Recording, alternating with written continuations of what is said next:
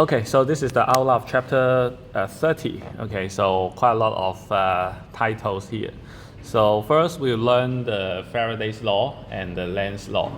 Okay, so and then the induction and energy transfer. And then we will also learn about the induced E field. So which means actually the induction energy and also the induced E field are governed by the Faraday's law, and Lenz's law is just a minus sign on the right side of the Faraday's law. And then we will study the third fundamental elements, circuit elements, known as the inductor. Okay, so for the inductor, it has self-induction, so which means it tells you the relationship between the voltage and current across an inductor, or the potential and current across an inductor. And then the RL circuit, maybe we will skip through it first. Okay, just look at the formula itself. I will not tell you why it is like that.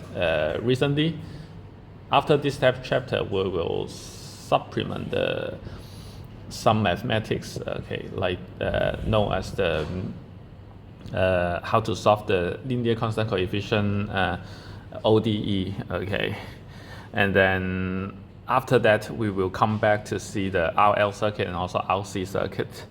So and then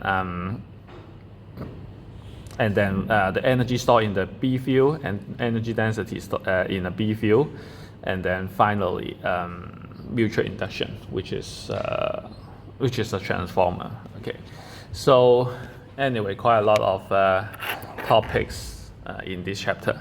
So first is the Faraday's law. Okay, so first is the Faraday's law. So here we have several experiments. So the first experiment is like the figure on the right side. So it says a conduction loop is connected to a sensitive ammeter. So you can see here is a loop. Okay, here is a loop. It is connected to an ammeter. Okay, ammeter is used for measuring current. Okay, measuring current. Voltmeter is used for measuring voltage or measuring potential difference. Okay, so connected to a sensitive ammeter means it can measure some very small current, okay, which means sensitive. So because there is no battery, okay, or other sources, okay, no battery, no potential source, okay, so there will be no current, okay, at the very beginning. Okay, first you just ignore this part first. Okay, it just tell you we have this part at the very beginning. Okay, however, if we move a bar magnet towards the loop, a current suddenly appears in the circuit. The current disappears when the magnet stops moving. So if we then move the magnet away, a current again suddenly appears, but now in the opposite directions. Okay, so which means that at the very beginning you put the bar magnet far away, so there should be no current going through the loop. Okay, the ammeter should be like pointing to 0. Okay, no current should go through, and then you try to so here will be the loop, and then you try to put the magnet bar close to it, like this. Okay, like this. Okay, so as long as the magnet bar is moving close to it, okay, there will be a current. And then maybe after you stop somewhere, okay, but close to the loop, then the current disappears. Okay, the current turns to 0. Okay, even though you put a magnet bar close to it. Then if you move the magnet away, a current again suddenly appears, but in opposite direction. Okay, so this is the first experiment or first observation in this experiment. So it means that for the loop, it don't have any battery, but if there are some magnet bar, of course a magnet bar can generate some B field, okay, but it is not actually related to the B field itself, okay, because even though you put the magnet bar close to it without moving, then there will be no current. It is like related to the movement itself, okay. So here it says, okay, if we experiment for a while, we would discover the following. So a current appears only if there is a relative motion. Okay, so relative motion. Okay, of course between the magnet bar and the current and the loop. Okay, and the loop. So between the loop and the magnet, the current disappears when the relative motion between them ceases. Okay, so the current disappears when the relative motion between them ceases. Okay, stops. Okay. So relate to the motion. Okay, so there are several observations. So first one is faster motion produces a greater current, okay, of the magnet. Okay, of course. If moving the magnet north pole towards the loop cause, say, clockwise current, then moving the north pole away cause counterclockwise current. Okay, so if you fix the pole, okay, moving close to it and moving away from it is actually related to the direction of the current. And then if you move the south pole towards or away from the loop, also cause current, but reverse direction from the north pole effect. Okay, so it also related to the whether you put the north pole close to it or put the south pole close to it. Okay, or move the north pole away from it or move the south pole away from it. Okay, so this is some specific observations of the three observations based on the first simple experiment. Okay, so here we have a second one. Okay, we have a second one. So in the last chapter, okay, actually we have mentioned that a magnet bar is equivalent to a magnetic dipole or a current loop. Okay, so here we try to get rid of the magnet bar. Okay, we have this one. Okay, so we have a switch here. We have a resistor, and then also we have a battery. Okay, so the idea here is like we don't want to move this. We don't want to move this part. Okay, last time for the first experiment we need to move the magnet bar, but here we like to switch on, switch off this loop. Okay, to make it has a current or make it without current. So for this experiment, we use the apparatus, mean the equipment, with two conducting loops close to each other but not touching. Okay, not touching and then close to each other. So if we close switch S to turn on the current in the right hand loop, which means that originally this is open. Okay, this is open, so there is no current here, and then there's no B field here. So for the left hand side, this current loop shouldn't have any current. So now we let's say in t equals 0, something like that. We try to close the switch. Okay, we try to make it close. Okay, make it close at this moment. Okay, so the meter suddenly and briefly register a current. Okay, so suddenly and briefly register a current and induce current in the left hand loop. The switch remain closed, no further current. Okay, so which means that the current is like let's say this is usually we try to draw it like this. Okay, let's say t equals 0, something like that. Okay, so for t is less than 0, there's no current. and suddenly it has some current and then go back to 0 again, something like that. Okay, so the current is something like this. Okay, so so this is but in the opposite direction, and then if we then open the switch, okay, so let's say some moment later, okay, let's say t equals capital T, we try to open the switch, let's say this is T, so the current, okay, maybe I need to adjust it a bit. Okay.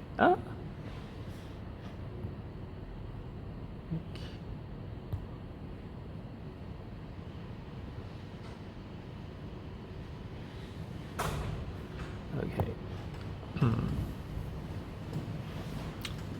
You don't. Okay, try to move it here. Okay.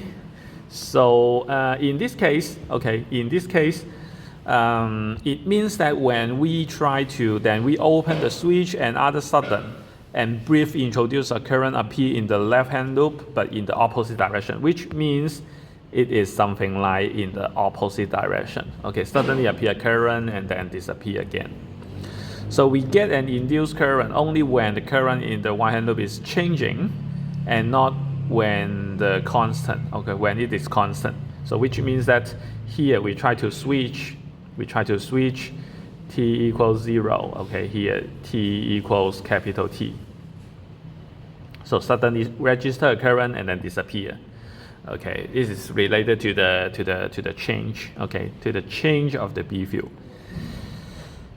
So it is not necessarily related to the movement itself. Okay, for the first experiment, the observation is like, okay, it is related to the relative movement, but here, okay, it is related to whether there are some B field change. Okay, so for this case, B field change is correct. For this case, B field change is also correct because for a magnet bar, it will generate some B field lines. Okay, if it is closer to the magnet bar, then the B field is stronger at that region. Okay, and if it is farther away from it, then it is weaker. So which means that if you put it very, very far away, the B field generated at the loop is like almost 0, and then if you put it closer and closer to the loop, the B field becomes stronger and stronger. And then if you stop moving, then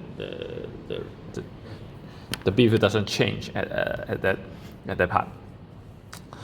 Okay, so this is the second one. So here, Faraday's realized an EMF. Okay, so EMF in long form is electromotive force. Okay, electromotive force. Okay, in Chinese it's called 电动势.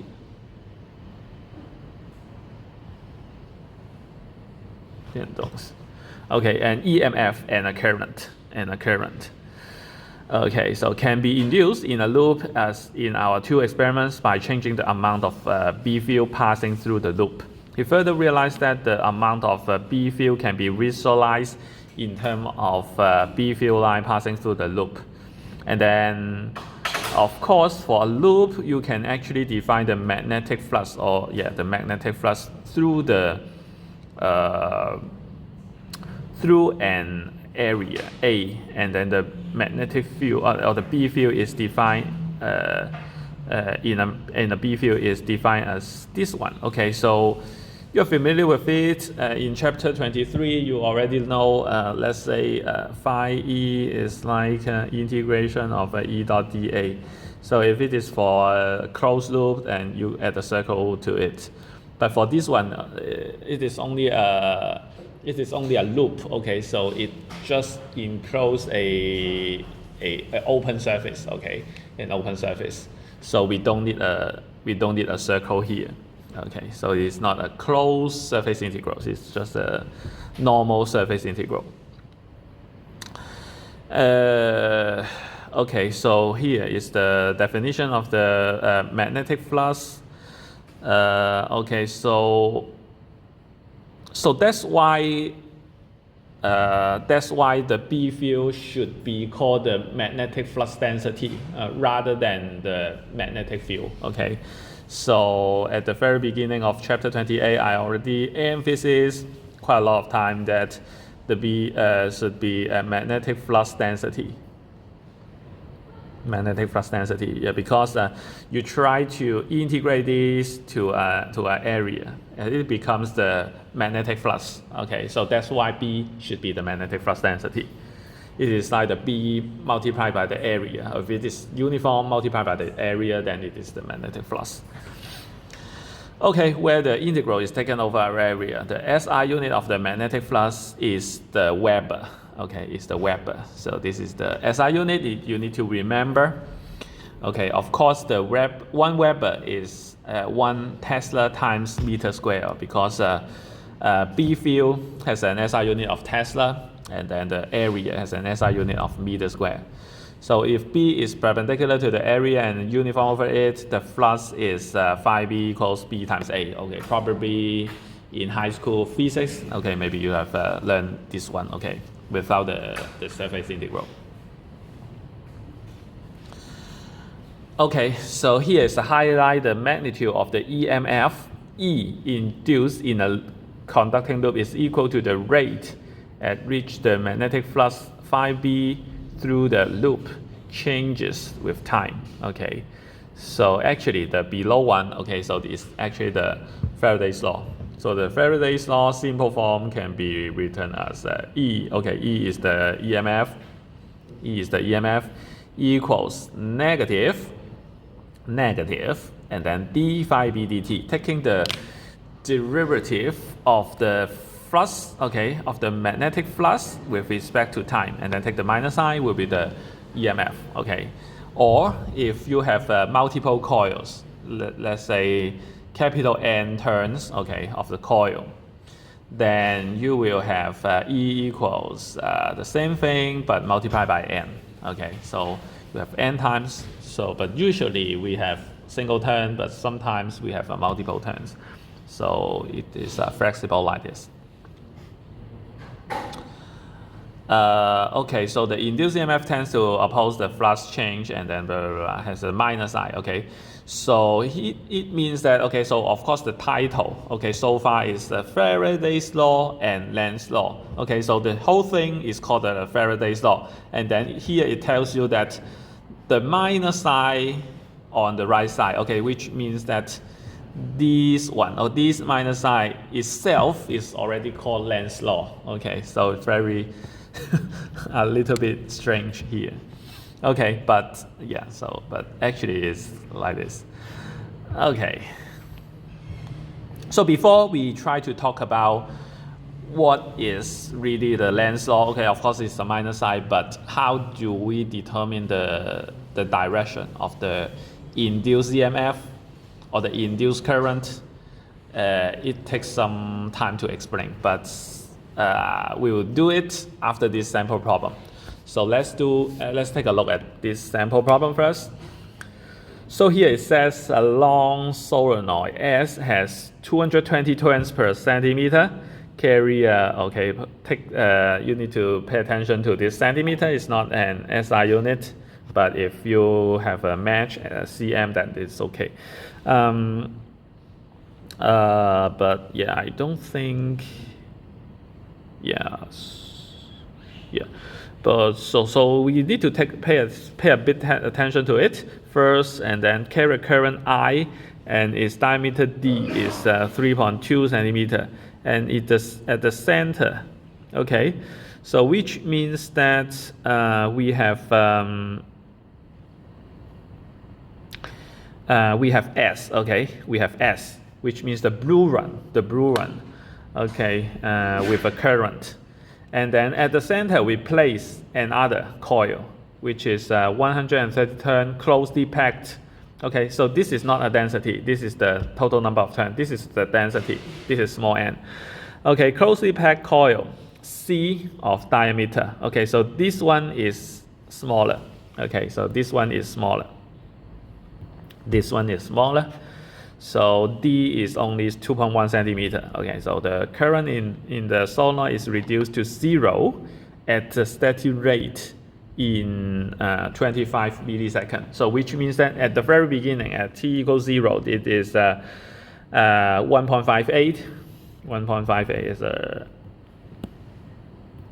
something like this. Okay, so this is the current, this is the time, and then at the beginning, this is 1.58, and then at 2.5 millisecond, it's reduced to 0. Something like this is called reduced to 0 at a steady rate, which means that this is a straight line. Okay, this is a straight line.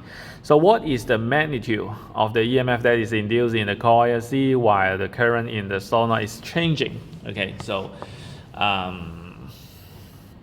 of course we need to use Faraday's law. Okay, so it's very straightforward. And if we need to find the EMF, of course we need to find phi B first and then take the derivative. Okay, so which means that phi B will be like B times A. And then for the B is generated by the big one. Okay, by the big one. It is a solenoid, so we will use mu 0 IN. Okay, so this one is introduced in the last chapter. If you hopefully you still remember. Okay, so mu 0 IN and then times A, the cross-section area. Of course, this cross-section area is for the smaller loop, okay, because here the case is like we have a bigger coil. Okay, we have a current going through a bigger coil, and then we have a smaller coil. We don't have any current on, but as much as the current of the larger loop is changing, so it's generated, the B field is also changing. So in that case, according to Faraday's law, the smaller coil will have induced EMF. Okay, so that's the idea. So this means that, okay, this is for the S. Okay, this is for the S. This is for the C. Or maybe you can just make it like AC here. Okay, so that you can be distinguished. Okay, whether this A is for the greater one or the smaller one. Okay, so mu 0 is 4 pi times 10 to negative 7, and then I is 1.58. And then this one, okay, 220 turns per centimeter. Okay, so centimeter is not an SI unit. So if you need to turn it into SI unit, which should be meter. Okay, so per centimeter, per meter, we need to multiply by 100. Okay, so it is like 220 and then adding 2 additional 0 at the end. Okay, so and then the cross-section area for the smaller coil will be pi r square. Okay, so D is the diameter, okay, which means that D is 0.021, okay, over 2, okay, so this is the radius, okay, and then whole square, so this will be the cross-section area, and then this will be mu 0 IN, like this. Okay, so we can press the calculator, we can find the phi B is 1.44 times 10 to negative 5th power Weber at the very beginning, because we just plug in I equals 1.5, okay, I equals 1.5, and then at t equals 2.5 millisecond, it should be 0, because there is no current at t equals 2.5 millisecond. So which means that if we want to take E equals negative d phi b dt, this is actually like negative delta phi b delta t.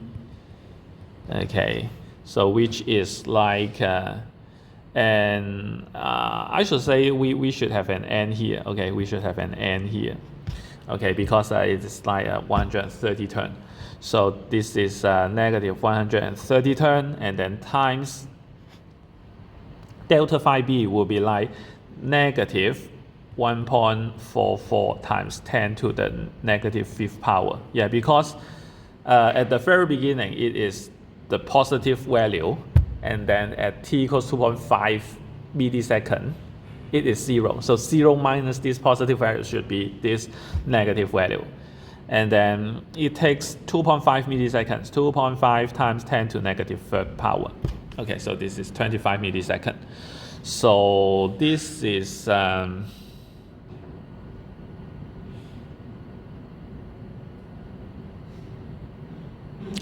so this is 100. Let me see. This is 75 millivolt. Okay, 75 millivolt. Okay, so this is how we can make use of the Faraday's law. Okay, so after this sample problem, we try to talk about how do we determine the direction of the induced current using the Lenz's law. Okay, actually the negative side of the Faraday's law. In the Faraday's law. So here it says an induced current has a direction such that the B field due to its induced current opposes the change in the magnetic flux that induced the current. Okay, so it is hard to understand. Actually, it is hard to understand. The induced EMF has the same direction as the induced current. Okay, so it is hard to understand. So here we have quite a lot of small figures to let you know, okay, what it really means. Okay, so there are 12 small figures here, okay? So let's start from the very top left. Okay, so this is the first case, okay? So which means that here we have a loop. Okay, so we have a loop for all the case. Okay, we don't have any current. Okay, we don't have any current. So if there is no magnetic field or B field change, there shouldn't be any current. Okay, so here we assume that we have an external B field. Okay, we all the way let the external B field to denote by B field. Okay, induce a current with a field BIND that opposes the change. Okay, so which means that in that case, the induced current should generate an induced current. This induced current will also generate induced B field because this is a current loop. Okay, this is a current loop. If it has induced current, it should generate some induced B field, make it like a magnetic dipole. So the direction of the B field, the induced B field, should oppose the change of the B field.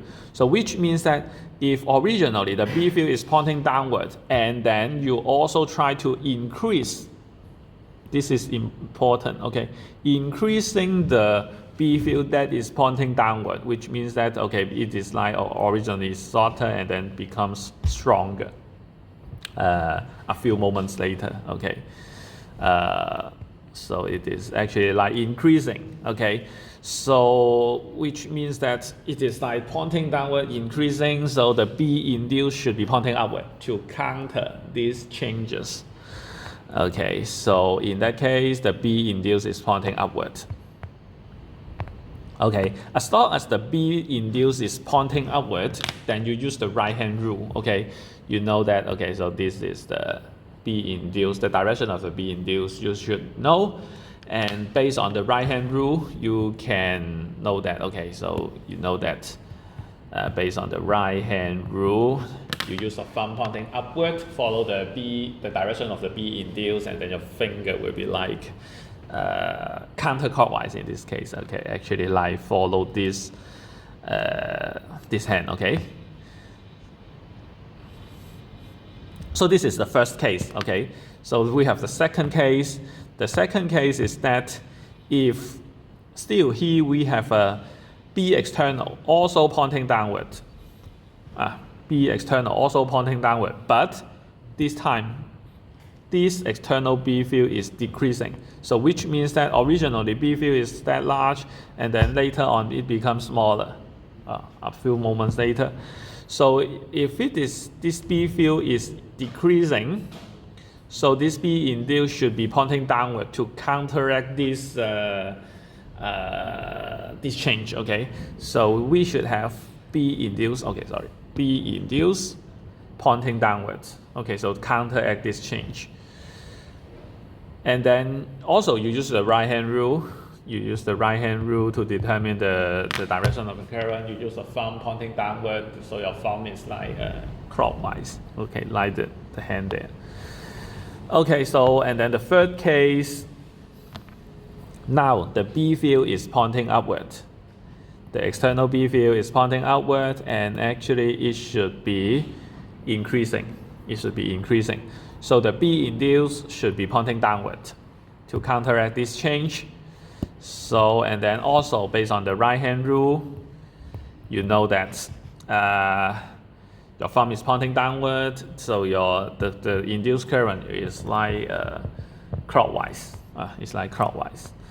Okay, and then the fourth case, similarly, your B field is external B field is also pointing upward, and then it is actually decreasing. So the B induced should be pointing upward to counteract this change. So based on the right hand rule, your thumb is pointing upward, so the induced current is like counterclockwise.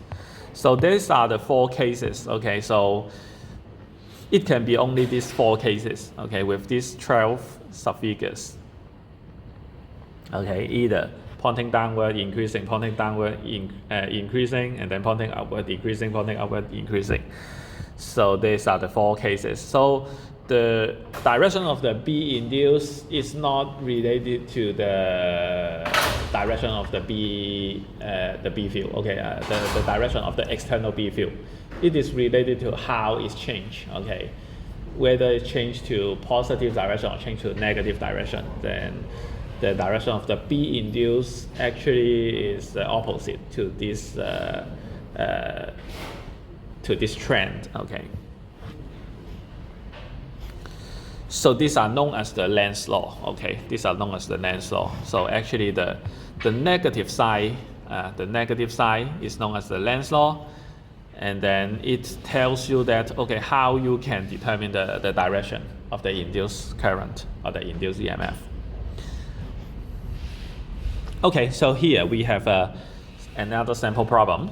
So here it says a conducting loop consisting of a half circle. Okay, consisting of a half circle. So which means this part, okay, is a half circle of radius r. Okay, and then 3 strict sections. Okay, so this part, and this part. Okay, the half circle lies in a uniform B field. Okay, uniform B field is actually here. Okay, so the green dot, okay, which means they are pointing out of the page. Okay, directly out of the page, and then the field magnitude. The field magnitude B is given by this function. Okay, so of course it shouldn't be a constant. Okay, if it is a constant, it won't have any magnetic flux change, and then you won't have any induced EMF, induced current. Okay, so an ideal battery with EMF, E bat to be 2 volt is connected to the loop. The resistance of the loop is 2 ohm. What are the magnitude and the direction of the EMF induced around the loop at the field at t equals 10 seconds? Okay, so first of all, we try to find, okay, so actually the absolute value of EIND, okay, so we just ignore the negative sign, so we just consider the magnitude first. So d 5b dt, d5b dt, so which will be d dt. So 5b here we just assume, so actually we have a uniform B field, and then the B field is like, so the B field is, it's not uniform with respect to time, but uniform with respect to the spatial, to the space. Okay, so which means that we still have integrating a constant. Okay, integrating a constant because phi b is like integrating b dot dA. Okay, so as long as b is uniform across different across the half circle. Okay, so it turns out to be a multiplication. Okay, so in that case, a is not changed. A does not change. So which means that a is a constant. So we just put a in the front, and then we have a dB dt. Okay, so here we can just put pi r square. Let me see. Pi r square over 2, okay, because it is only a half circle. Okay, so we have pi r square over 2, and then d dt. And then for the a, the expression is 4t squared plus 2t plus 3. Okay, so take the derivative of it. So we have pi r squared over 2, and then we have t squared. The derivative is 2t. Okay, so this is at for the first term, and then 2 for the second term, and then 3 is a constant, so derivative is 0. So it turns out to be pi r squared 4t plus 1. So you can just plug in the numbers. So you have a pi, and then r is r is 0.2 meter, 0.2 square, and then 4 times I write it like this. So E induced t equals 10 seconds. Okay, so actually this is already the closed form. So we try to make it like pi 0.2 square, and then 4 times 10 plus 1. Okay, like this. Okay, we try to remove this part. Okay, so it turns out to be 5.2 volt. 5.2 volt. Okay, so we just plug in the number. So actually the computation is not difficult. Okay, because it's only related to the derivative, not integration. Okay, so here we actually need to determine the direction. So here, the B field is pointing out of the page. Okay, it's pointing out of the page. Okay, pointing towards you. Okay, it's like that. And then you try to look at the expression of the B field, which is 4t squared plus 2t plus 3. Okay, so actually, all the coefficients are positive. So which means that if t is increasing, the B field is also increasing. Okay, or the derivative is like at plus 2. So which means that when t is larger than 0, this derivative is larger than 0. So which means that B is pointing out of the page, which is pointing towards you, and then B is also increasing. So which means that B induced should be pointing into the page. So B induced should be pointing into the page. So you use your thumb pointing into the page. Your thumb is like clockwise. Okay. So this is the direction of the induced EMF, induced current. Okay. So the induced current and EMF is actually clockwise.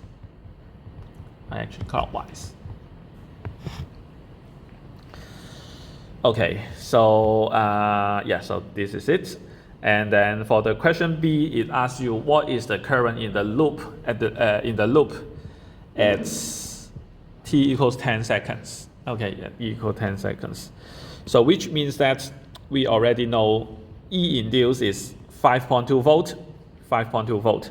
5.2 volt is in this direction.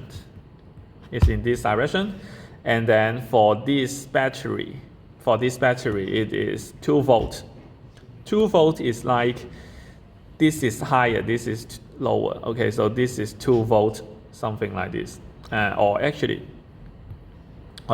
this is like, yeah, because, yeah, so the current should be like this. Okay, if we don't have the EMF, okay, if we don't have the the induced EMF, this battery will provide a current like counterclockwise. So which means that the induced EMF and this battery are like canceling each other. Okay, of course not perfectly cancel, but they are partly cancel. So which means that the I should be like, this is 5.2 volt, this is 2 volt, so which means that this is greater, so this dominates the direction. So the overall direction should still be clockwise, but the current is like E net over R. Okay, so this is the Ohm's law. Okay, so the E net will be like E induced minus the E battery over R. So which is 5.2 minus 2 all over 2 ohm. Okay, 2 ohm. So finally it is 1.68. So which means that the induced current is the overall, the current in the loop should be 1.68. Should be 1.68.